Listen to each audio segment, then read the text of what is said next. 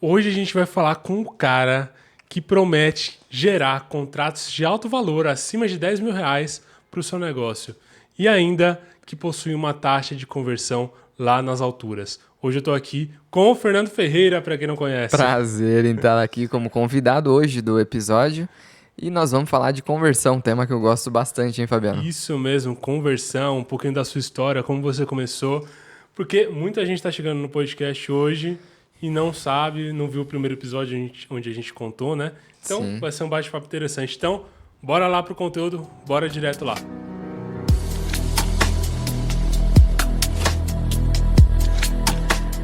Eu sou o Fabiano Reis e eu sou sócio aqui da High Profit, da Estratégia HP, e estou aqui com o Fernandão também, que é o nosso sócio, mas também hoje está como nosso convidado. Fernando, fala um pouquinho de você. Como você começou a vender? Lá da base. Como você começou? Olha, se eu for puxar lá atrás, Lá Fabiano, atrás, hein? lá atrás a gente inicia a minha história, né? Por volta ali de 7 anos de idade, eu já estava vendendo, anos. 7 anos de idade, eu já posso falar que eu estava vendendo, né, na feira. Por quê? Meu pai era proprietário Aham. de bancas de verdura. Então ali eu tive a minha primeira experiência com vendas. Olha Como que é o nome do isso. seu pai? Seu Luiz. Seu Luiz, o rei das bancas de feira. Ali já prosperou bastante. Caramba, hein? Já se aposentou, tá bem, mas foi a minha primeira lição, minha primeira escola com vendas direta, vamos Aham. assim falar, vamos assim Com o dizer, né? público geral. Com público geral e um ticket extremamente baixo, né? Mas Mas tinha muita concorrência, né, na feira. muita Concorrência. concorrência, muita concorrência. Aquela disputa acirrada. Se você quer aprender a vender mesmo, vai pra uma feira. Ah, é o campo de batalha, né? Faz um estágio lá na feira. Faz estágio. Mas os caras são bons de feira, né? Eles têm a comunicação e quando eles conseguem pegar o cliente vai sempre naquela barraca. Mesmo que às vezes esteja um pouquinho mais caro, mas o atendimento é bom, às vezes o produto é melhor. Sim, Então- é ali. É onde até começou, Fabiano. A minha ideia, eu acredito que vem de dentro isso, de encantar um pouco o cliente, sabe? Aham. Não encantar um pouco, eu gosto de encantar e resolver o problema dele. Aham. Por quê? Fazendo um paralelo, à época, já falei isso até em terapia, quando eu tinha essa idade, eu queria sempre o sorriso no rosto da pessoa, encantar, que ela me elogiasse de alguma Aham. maneira, enfim. Então, um exemplo, vamos supor que você chegou para comprar ali um alface, sei lá. Eu te dava o alface mais um cheiro verde, um coentro, alguma Aham. coisa a mais. Eu disse, poxa, como assim?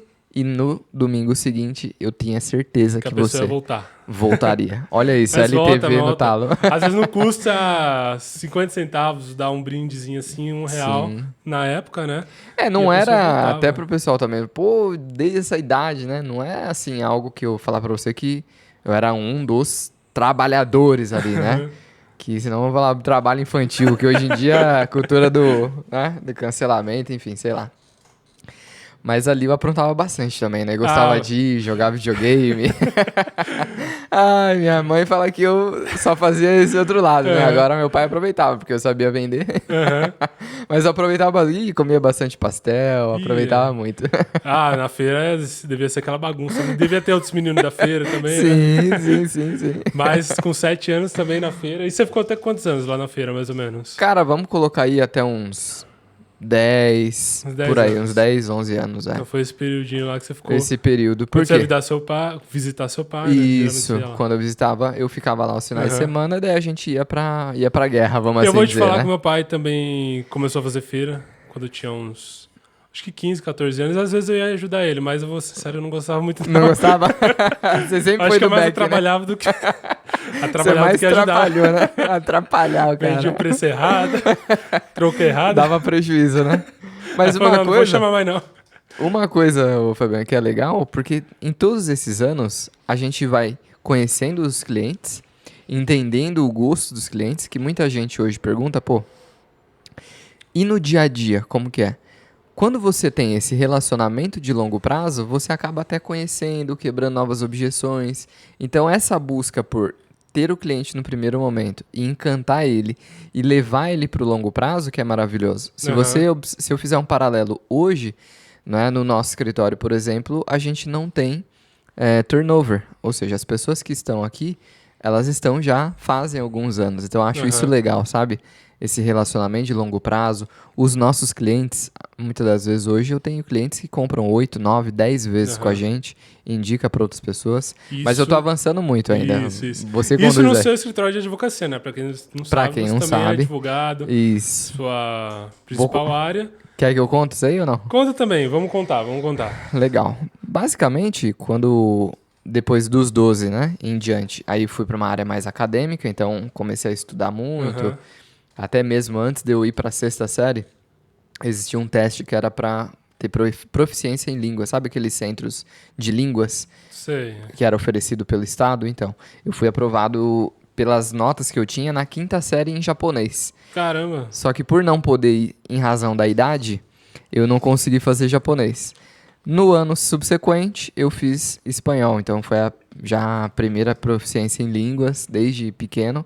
Minha mãe sempre prezou muito por esse lado do estudo, né? Por meu padrasto também ser de universidade pública e etc. Então, eu conto que eu tenho duas versões, né? A versão que é vendas, uma veia empreendedora muito forte, e essa versão intelectual, acadêmica, porque eu tive muito contato com teatros, obras de literatura antiga, museus, então eu gosto desse outro lado também. É o mix que faz... Eu acho que é o que tem que ser feito, né? Se a pessoa ficar cega ali só olhando um lado, talvez ela não entenda o lado humano quando ela for um líder, né, na empresa. Não, tem que entender todos esses lados, né? Sim, Isso é importante a gente ter essa bagagem, não se fechar. Eu acho que muita gente hoje em dia se fecha, né? Muito. Quer ver só sobre aquele assunto. Mas esquece as outras áreas. Eu acho que a gente tem que compor de várias formas a nossa vida. Ler livros sobre o tema, ver filme. E se eu te contar que eu já vendi perfume também? Vendeu? Você falou no nosso outro podcast, né? Falei. Falou, mas explica aí pro pessoal que não ouviu esse podcast. E pra quem não ouviu, convido a ouvir o episódio. Episódio número... É né? Que a gente fala, contando sobre a gente. Sim, a gente contando fala um pouquinho. sobre isso. Cara, lembra da época que existia Up Essência, entre outros, ali no mercado, de marketing multinível, que o pessoal costumava falar? Sei. Então, a promessa que faziam pra mim, eu à época, com 14, 16 anos, queria ganhar muito dinheiro. Já na época eu já sempre fui louco por ganhar grana. Eu gosto de ganhar dinheiro mesmo. Então eu falei, e sempre soube que é através do esforço inteligente. Fui convidado, caí nessa de marketing multinível. O que acontece? Eu não sabia... Chamaram pra reunião? Chamaram pra reunião. Eu só não sabia que o principal produto dos caras era trazer gente pra pirâmide. Mas eu era campeão em vendas, cara. Eu cheguei a ser ouro, na época que tinha uma classificação, né? Bronze, prata, ouro e aí diamante. Só que eu não cheguei a ser diamante, te explico por quê. Fecharam a pirâmide. Não. Por conta de que diamante é só quando a pessoa traz gente pra equipe. Ah, tá. Ou seja, tem que trazer mais gente pra o negócio, né? A pirâmide. Vou falar que é pirâmide, às vezes é pirâmide, mas pro marketing multinível, enfim, a proposta deles é que você traga gente. E o meu negócio era vender, pô. Então, de cidades em cidades em São Paulo, vendia muito, Fabiano. Eu deixava, à época, o produto na mão do cliente, com um canhoto, e ele pagava no mês seguinte, enfim. Caramba. E todos os meus clientes sempre pagaram. Por quê? Muitas das vezes, hoje, né, em termos mais formais, o pessoal fala, poxa, qual que é a sua taxa de churn? Qual que é a sua taxa de desistência? Enfim, nós não temos. Porque isso é você vender bem, você fazer a venda correta, não forçar a venda. Hoje, graças a Deus, a gente escolhe os nossos clientes. A gente não trabalha com qualquer cliente. Tanto no HP, quanto no escritório. Isso é uma coisa chata também, que o pessoal... Tem muito vendedor que fica forçando a venda. Nossa, isso é péssimo. Isso, acho que espanta o cliente. Às vezes o cliente compra só pra você parar de encher o saco. Sim. Porque é muito chato. Principalmente vendedor de loja. Sim. Vendedor de carro também tem muito isso. Nossa. Enchendo o saco, quer te empurrar, qualquer coisa. Não dá. E é que você prega ele lá no seu escritório e também aqui na HP. A gente só vende o que o cliente precisa. Às vezes o cliente chega querendo a nossa assessoria, que é vamos dizer... o full, né? É o full, né? O produto mais top, mas a gente fala, não, às vezes você precisa só de uma consultoria. Sim. Faz sentido mais pro seu negócio. Então, é muito importante a gente vender só o que o cliente quer, porque senão você vai ter dor de cabeça. É chato também você vender algo que a pessoa não precisa. Sim. Então, bastante sinceridade e transparência, né, na hora da venda. Mas vamos lá, depois que você vendeu perfume, o que você fez? Cara, aí eu abri uma outra, vamos pôr aí, importadora, porque eu comecei a vender importados. Aí eu saí já da Up, perfumes importados mesmo, e também roupas, né, de grife, vamos assim dizer. Então eu tinha um contato que trazia isso de fora e eu conseguia revender aqui com spread. Paraguai, Estados Unidos, tem muito, né? Hoje, até uma dica aí de graça pra galera. Se você quer comprar, por exemplo, eletrônico barato, Paraguai. Às vezes a pessoa fala, eu não tenho visto, não é para os Estados Unidos, etc. Tem essa dificuldade, ou é mais caro ir para lá. Se você arrumar alguém que vai para o Paraguai e consegue trazer, fica muito mais barato, sim. E às vezes tem um pessoal que não sabe o que fazer, às vezes começar nesse negócio de, principalmente iPhone, Apple, que dá para comprar um preço melhor e revender aqui e vende fácil. Vende fácil. No entanto, Fabiano, que existem, não sei se você já viu, vários cursos dos caras ensinando você a vender iPhone aqui no Brasil, pegando com o endereço, né, em algumas casas de correspondência lá nos Estados Unidos e redireciona pra cá. Isso aí tem uns montes, cara. Tem um monte. Tem muito. Cuidado com a Polícia Federal. Só toma cuidado com, né, com os crimes tributários, né? Pra complementar, quando eu saio da questão dos importados, que eu aí entro, né, no direito, comecei a fazer. Já fui do telemarketing. Já foi? Nossa, então eu já enchi o saco. Na verdade, não era quem ligava, né? Recebia. Quem recebia. As reclamações, Mas etc. Mas telemarketing é puxado, né? É puxado. Nossa. Só que pra mim nunca foi. Por quê? Eu gostava mais de vender lá dentro. Como assim? Você não trabalhava, Fernando? Cara, eu usava aquilo pra um meio, por quê? A ponte. É a ponte, porque impulsionava. E na época, a galera gostava, né? Hollister, Abercrombie. Não teve uma moda? Essa época, né? Peguei essa época. Em telemarketing, o que mais tem? Funkeiro, essa galera que gosta do produto. Sim. Então, como a música, né, o funk sempre impulsionou esses produtos, né? Marcas, enfim. Lá. Não, aí vendia, cara. Eu chegava com...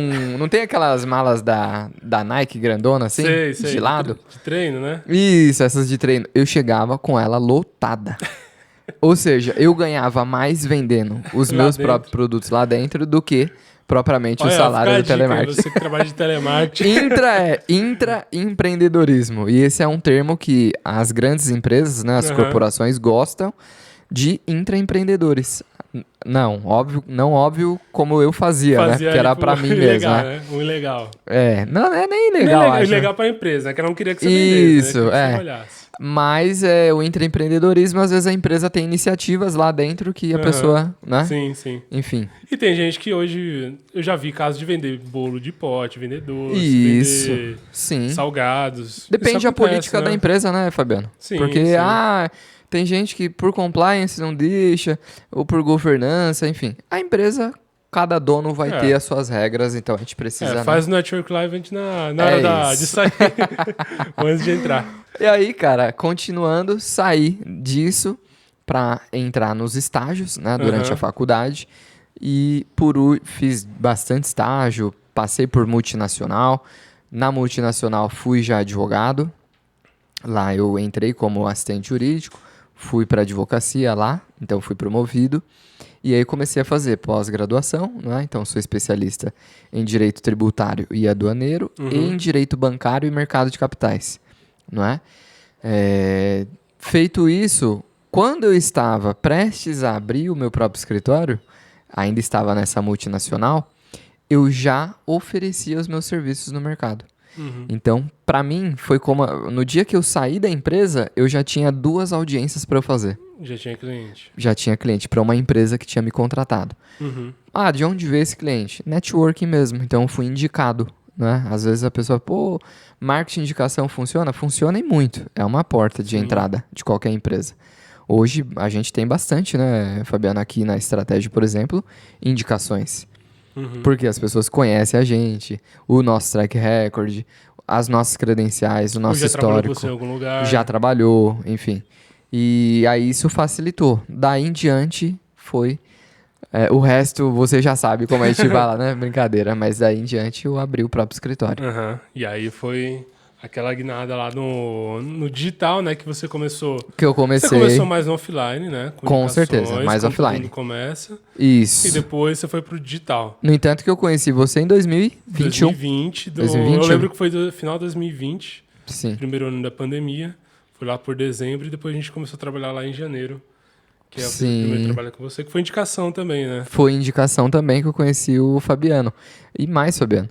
Quando, nesse momento, você bem lembra que eu já vendi infoproduto. Vendia. Lembra? Vendia, lembro. Pra OAB? Isso. Então eu tinha mentoria, né, pra segunda fase da OAB e primeira fase eu tinha o cronograma. Uhum. Por que disso? Porque eu fui aprovado no 9º semestre ainda da faculdade. Quem faz direito ou fez vai entender. É como se fosse, assim, a joia da coroa. Como se fosse passar no Enem sem estar no terceiro ano ainda, no último ano. Seria isso. Passar em medicina, vamos pôr assim. Isso, lá no segundo ano. No segundo ano. Então você já tem ali a carteira garantida antes de terminar a faculdade. Esse é o sonho grande, né? Que às vezes é o mais difícil, né? É o mais difícil. E isso, o que mais pegou foi que a época eu não tinha grana pra fazer cursinho, nem na primeira, nem na segunda fase. Então passei por conta própria.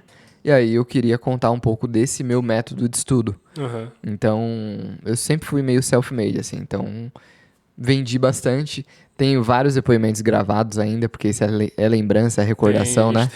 Lembra? Tem gravado. O pessoal, assim, não passava e não era aprovado de jeito nenhum, cara, na segunda fase. E eu lembro, pra vocês verem, gente, deem feedback positivo pros seus clientes.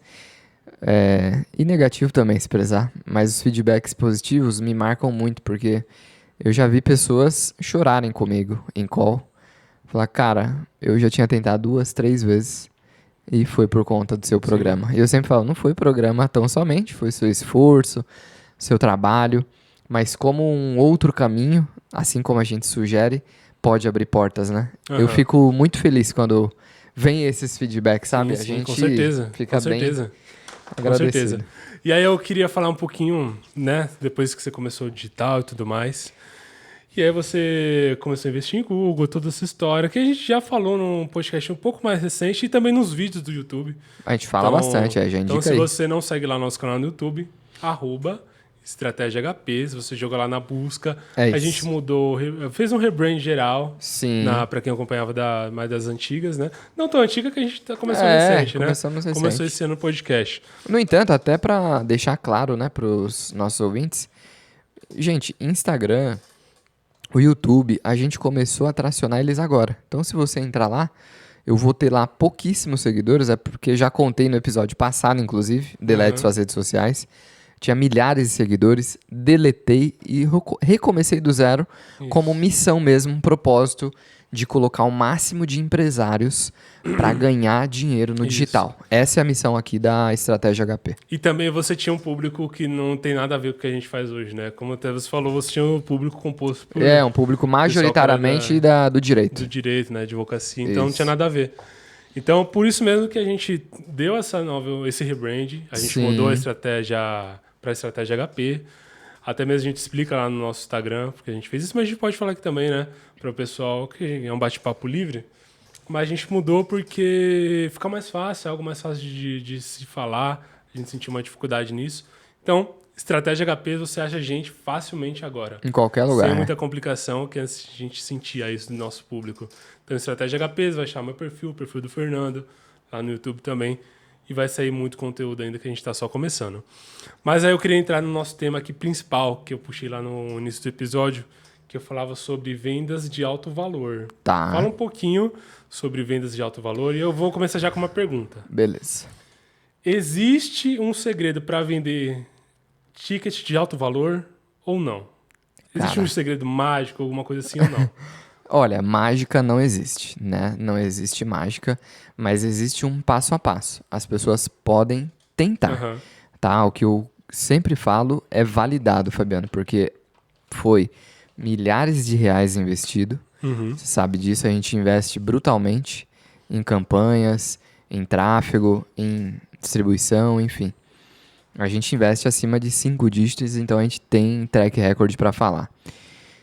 O que acontece é o seguinte, não existe um segredo, existe consistência e existe um posicionamento muito verdadeiro. Por quê? Quando você se propõe alguma diferenciação em um mercado que já existe, esteja ele, como muitos falam, esse mercado está saturado ou não, você precisa partir de um pressuposto que aquele cliente ele só vai pagar a mais por você ter uma entrega 6 estrelas. Aham. Então, é sempre colocar na nossa cabeça que para vender produtos de alto valor, você precisa entregar alto valor para o seu cliente. Então, basicamente, eu diria que é isso, mais essa consistência. Então, precisa ter um posicionamento adequado, porque senão não vende, tá? Então, sem posicionamento, Não vai você diria vender. que é Impossível. impossível. Eu ia falar difícil, Impossível. mas é impossível vender. Impossível. Se a pessoa falar, não vende.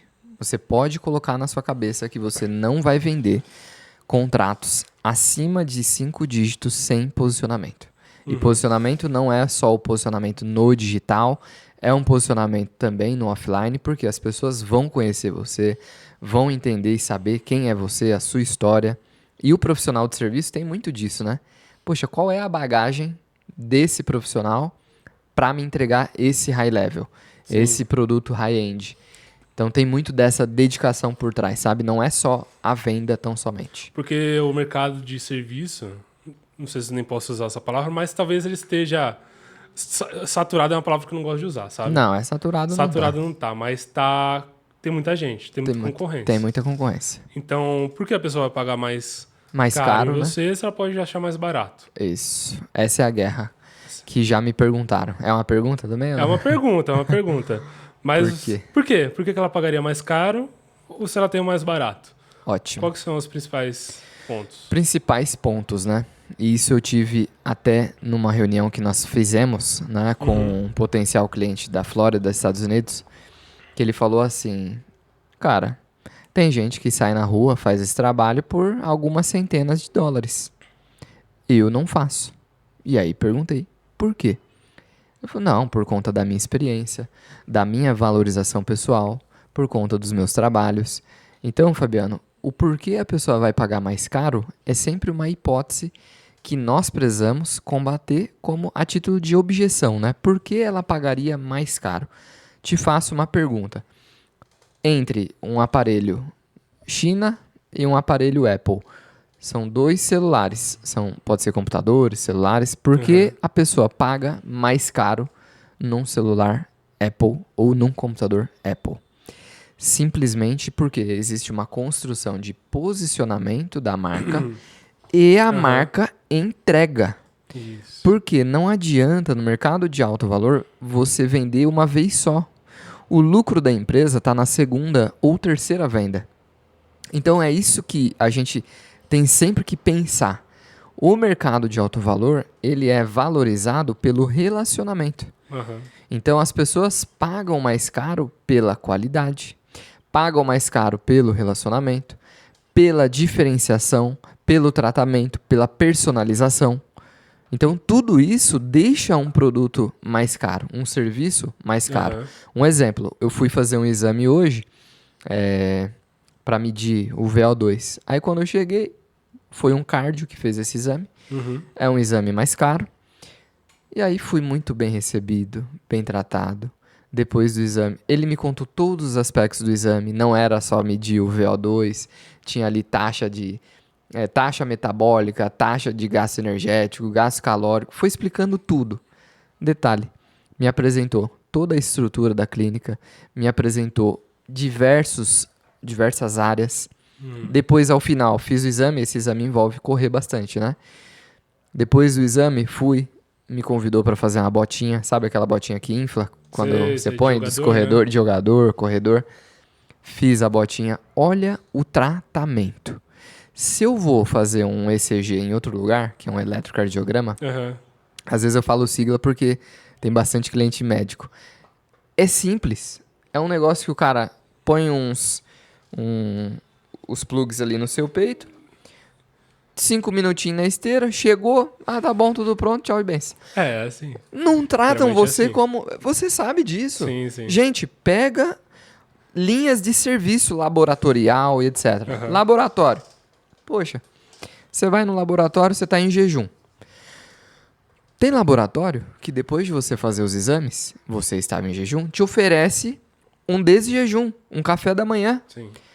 Ou seja, você gosta de ovos mexidos, você gosta de um cafezinho, ou não sei o quê, te oferece um café da manhã que, acredito eu, se a empresa for inteligente, já está incluso no preço dos exames, Sim. como uma entrega superior. Então, quem paga mais caro é o público que gosta de ser tratado de uma forma diferenciada. É o público que tem para si que quer o melhor para a vida dele, para a empresa dele, para o caso dele. Poxa, existe serviço mais barato, exame mais barato? É óbvio. Existe o SUS, existe as clínicas mais baratas, existe Plano de tudo saúde. isso. Quem é médico aí tá ouvindo, vai me entender. Então, por que tem médico que cobra 2.000 em a consulta e tem médico que cobra R$ 30? Simples. É a entrega. Entendi. É a E entrega. agora eu vou fazer outra pergunta aqui. Eu acho que essa daqui vai até virar corte, hein? Bora lá. Você acha que o high ticket é para todo empresário? Qualquer um pode ser high ticket? Ou não? Ou tem espaço para também quem gosta de trabalhar com low ticket, com o pessoal que gosta de pagar mais barato, e mesmo assim alcançar o high profit, que é o que a gente prega aqui, que é a alta lucratividade? Boa pergunta. Eu acho que não é para todo segmento o high Aham. ticket. Vou te explicar o Também porquê. concordo. Você concorda? Concordo. Porque é difícil você se diferenciar, por exemplo, no mercado de produto. Uhum. Ainda assim há diferenciação, não é? Por exemplo, há uma água de R$ 2 e a água de 50. Por exemplo, uma voz é R$ 50. Então é sempre o que se propõe. Mas para o pequeno empresário, pequeno empreendedor que trabalha com produto, difícil. Trabalha com serviço, existe campo, mas vai ter que trabalhar fator de diferenciação. Uhum. Qual é a entrega a mais, o que me motiva a quando eu te indicar como um profissional ou alguém chegar até a tua empresa a pagar o que você me pede? Qual é o cenário de diferenciação que vai me fazer pagar mais caro Aham. por aquele serviço? Eu, Fernando, gosto muito de serviços premium, de serviço de qualidade. Você vê em tudo que eu me proponho a fazer a qualidade que eu gosto das coisas. Então, é isso. Tem gosto também, né? Tem pessoa que fala, não, eu quero é mais barato mesmo, etc. Só que aí ela tá na busca por preço. Sim. Ela não tá buscando valor. Ela tá buscando simplesmente o preço. Quanto ela, com o dinheiro que ela tem no bolso, pode comprar por determinado serviço, por determinado produto. Aham. A gente, no mercado de alto valor, a gente não tá trabalhando com o público das classes mais baixas, tá? Tá. Isso eu preciso ser claro aqui, gente. Nós não estamos trabalhando pirâmide de Maslow, cenários de necessidade. Não. Quando a gente fala em serviços premium, a gente está falando para um público premium, um público específico. Não adianta tentar querer vender para todo mundo. Isso. Mas eu vou até falar pro pessoal que tá ouvindo aqui, às vezes ele vai pensar, mas eu acho que se eu colocar um ticket muito alto aqui no meu negócio, eu não vou vender. E não tem problema. Às vezes é o seu posicionamento, às vezes é o seu público-alvo. E você também pode estar junto com a estratégia HP, que a gente vai fazer o seu negócio decolar, mesmo que ele não seja um negócio de alto ticket, certo? Sim, sim. É sempre baseado no que a pessoa tem para oferecer. Isso, e no público também. Né, onde ele Público está. é a tríade, né? Mas tem muito também, eu gosto do serviço BBB. Conhece? Não. Bom, bonito e barato. Então, eu acho que tem muito público que gosta disso também, né? Do produto do serviço que é bom, é barato, tem um preço justo e entrega o que você precisa. Então, Aí a gente já tá caindo para serviços de assinatura, né? Se também. você falar, por exemplo, um Apple TV, um Netflix, que aí eles trabalham uma estratégia que é diferente, não é voltada para a nossa proposta, que seria uma estratégia de volume. Aham. Isso é longuíssimo prazo. Essas empresas operaram no prejuízo por muitos anos, então você precisa de capital de investidor e etc. para conseguir se manter, tá? Porque não gera caixa rápido. Você opera em volume. E hoje eles têm um dos maiores streams do mundo. Sim, sim. Não é com milhões de assinantes. Milhões de assinantes. Você faz uma conta de padaria. Empresário gosta de conta. Faz aí 50 milhões de assinantes vezes R$ 30 e eles vendem em dólar. Fora, vezes R$ 60, né, aqui no país. Mas eles vendem em dólar. Vezes $20 $30 aí pra fora. Sim, A conta... Às vezes a pessoa vai falar, não fecha. Amazon Prime. certo? Amazon Prime hoje, R$ 9,90 você tem vários benefícios. Não, aumentou, hein? Aumentou? R$19,90 agora. Então, olha Aumentou, aí. começou com R$9,90. Porque o custo, Fabiano, para a empresa oferecer muita coisa, sai caro. Não é, sabe? Para a empresa é lucro. Não é, cara. É diferenciação. Ela tá procurando diferenciar em algo. Para a Netflix fazer várias produções, para a Amazon entregar várias produções, é trabalho, né? Às vezes, como a gente bate um papo aqui, tem muita gente que é empresário ouvindo, não existe fórmula mágica. É trabalho, é teste, é muita entrega, tá? E cada negócio tem seu jeito de funcionar, seu jeito de começar. Então, por isso que a gente sempre olha muito próximo do negócio para falar. A gente nunca é generalista aqui, nunca fala, ó, a solução é essa e pronto. Não. A Sim. gente sempre observa de muito perto. E já que você citou aí a Amazon, sabia que a Amazon perde muito dinheiro, principalmente com o Prime. Com a Amazon mesmo, com o de shopping, eles não têm tanta lucratividade. O maior lucro deles é com o Amazon Now, que é o serviço de hospedagem deles, que atende o Caramba. mundo inteiro. Então, AWS, né? AWS, isso. Que eles vendem servidores. Sim. Então, é isso que a Amazon lucra hoje em dia. O maior lucro deles disparado é com esse serviço. Pouca Bacana. gente sabe, pensa que é com o shopping deles, né? Com Sim, serviço de sim, vendas. Mas não é não. O lucro deles estão ali, né? Mas aí eu quero falar aqui também, Fernando, sobre... Você acha que tem algum mito nessa questão de venda de auto-ticket? Você acha que tem algo que o pessoal sempre acha que é por esse caminho, mas não. É esse, ou a pessoa complica demais para fazer? Existe algum mito assim, envolvido na vendas de alto valor, alto padrão? Você acha que as pessoas complicam demais as coisas às vezes? Sim, um mito, né? Cara, os mitos são, né? Muitas das vezes, quem é empreendedor de palco, né? Que só vende ali uma imagem e o produto não tem uma efetiva mudança na vida da pessoa, o serviço ali oferecido. Então eu diria que, na verdade, a respeito de mitos do high ticket é que precisa ser rebuscado, que precisa ser algo difícil. Não, eu acho que não é por aí. Mas existem algumas coisas que você vai trabalhar dentro do cenário de alto valor que pressupõem uma exclusividade, uma dedicação a mais. Então, por que a gente aqui na HP, por exemplo, tem um número de assessoria limitado? Porque depende de braço. Sim. A gente está falando de suporte, estamos falando de RP, estamos falando de landing page, web design, estamos falando de uma série de coisas. Então a gente não consegue abraçar o mundo em razão da limitação até mesmo de expert, sabe? Então eu diria que assim, a gente precisa saber até onde a gente consegue alcançar para de fato aquela entrega que a gente se propõe a fazer para a pessoa, seja o nosso produto, nosso serviço, seja de fato entregue, tá? Então, eu gosto de, no alto valor, conhecer cada cliente pelo nome. Sim. Cada cliente, a história, eu tenho tudo mapeado. Sim. É importante. Se É a pessoa isso. se sente especial, Única. né? Ela tem que se sentir única e ela é única. É isso. No alto valor, a diferença tá aí. Você conhece a história, você sabe por que ela chegou, você sabe onde ela quer chegar, por que ela quer sair daquele cenário A que ela estava para o cenário B.